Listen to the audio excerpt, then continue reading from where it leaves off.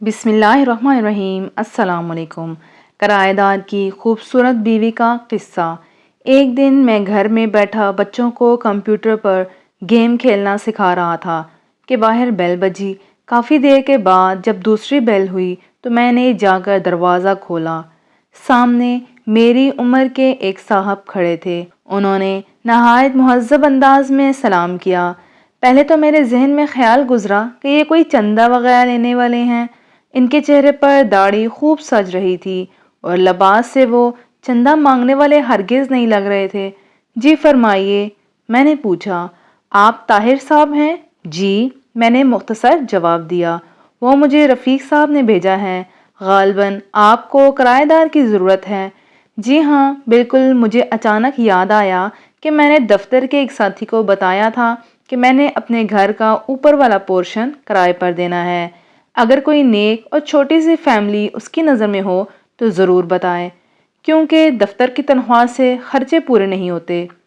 مجھے افسوس ہوا کہ میں نے اتنی دھوپ میں کافی دیر اسے باہر کھڑا رکھا۔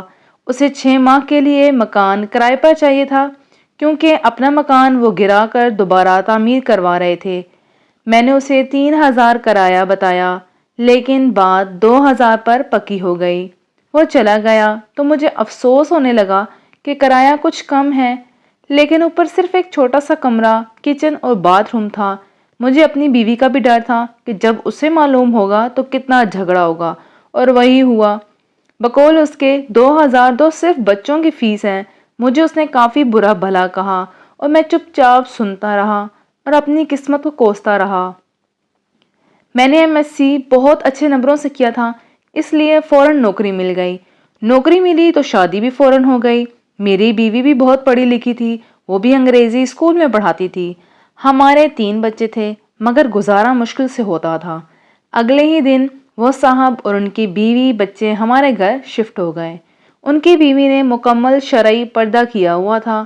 دونوں بڑے بچے بھی بہت مہذب اور خوبصورت تھے۔ چھوٹا گود میں تھا۔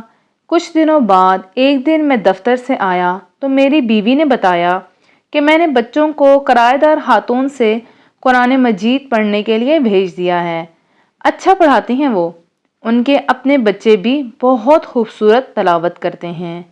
مزید کچھ دن بعد جب میں نے ان کے ایک بیٹے سے تلاوت سنی تو پہلی مرتبہ میرے دل میں خواہش ابھری کہ کاش ہمارے بچے بھی اتنا اچھا قرآن مجید پڑھتے۔ ایک دن میں باہر جانے لگا تو اپنی بیوی سے پوچھ ہی لیا کہ اگر وہ پارلر جانا چاہتی ہے تو لیتا چلوں، کیونکہ پہلے تو 2 مہینے میں 3-4 مرتبہ پارلر جاتی تھی اور اس مہینے میں ایک بار بھی نہیں گئی تھی۔ اس نے جواب دیا کہ یہ فضول خرچی ہے، جتنی خوبصورتی چہرے پر 5 بار وضو کرنے اور نماز اور تلاوت سے آتی ہے کسی چیز سے نہیں آتی۔ اگر زیادہ ضرورت ہو تو گھریلو استعمال کی چیزوں سے بھی چہرہ پر رونق ہو جاتا ہے۔ ایک روز میں کیبل پر ڈرامہ دیکھ رہا تھا تو میرے چھوٹے بیٹے نے مجھے بغیر پوچھے ٹی وی بند کر دیا اور میرے پاس آ کر بیٹھ گیا۔ وہ کہنے لگا، بابا یہ بیکار مشغلہ ہے، میں آپ کو اپنے نبی حضرت محمد صلی اللہ علیہ وآلہ وسلم کا ایک واقعہ سناتا ہوں۔ مجھے غصہ تو بہت آیا، لیکن اپنے بیٹے کی زبانی جب واقعہ سنا تو میرا دل بھر آیا۔ یہ تمہیں کس نے بتایا ہے؟ میں نے پوچھا تو کہنے لگا، ہماری استانی محترمہ نے۔ وہ قرآن مجید پڑھنے کے بعد آپ صلی اللہ علیہ وآلہ وسلم اور صحابہ کرام کے متعلق بتاتی ہیں۔ اپنے گھر میں اور بیوی بچوں کی تیزی سے بدلتی حالت دیکھ کر میں حیران ہو رہا تھا۔ پھر ایک روز بیوی نے کہا کہ کیبل کٹوا دیں، کوئی نہیں دیکھتا اور ویسے بھی فضول خرچی اور اوپر سے گناہ ہے۔ چند روز بعد بیوی نے شاپنگ پر جانے کو کہا تو میں خوشی تیار ہو گیا، کیونکہ اس نے کافی دنوں بعد شاپنگ کا کہا تھا، ورنہ پہلے تو آئے دن بازار جانا رہتا تھا۔ کیا خریدنا ہے؟ میں نے اس سے پوچھا۔ اس نے کہا کہ برقع خریدنا ہے۔ کیا؟